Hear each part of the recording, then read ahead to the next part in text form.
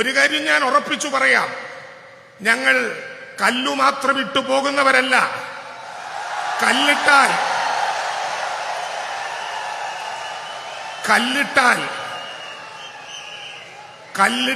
കല്ലിൽ കല്ല് വയ്ക്കും, കല്ലിന്റെ മീതെ കല്ല് കെട്ടും, അതൊരു വീടാകും.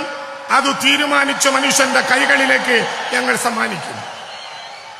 ആ അനുഭവത്തിലേക്ക് നാം കടക്കുകയാണ്. 178 ഭവനങ്ങളല്ല, 178 മനുഷ്യ ജീവിതങ്ങൾ.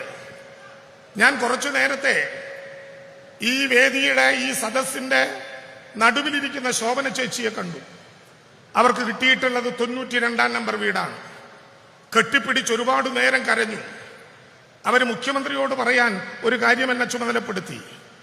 എനിക്ക് മരണപ്പെട്ടുപോയ മകളായി ഇനി ഞാൻ ഈ 92 നമ്പർ വീടിനെ കാണും, സ്വന്തമായി നഷ്ടപ്പെട്ട ഒരു മകൾക്കു പകരമായി എന്ന് ശോഭന ചേച്ചി പറഞ്ഞപ്പോ കയ്യിൽ നിന്ന് മനുഷ്യൻ നഷ്ടപ്പെടുക എങ്ങനെയാണെന്ന് നമുക്ക് ബോധ്യപ്പെടാവുന്ന അനുഭവമുണ്ടായി.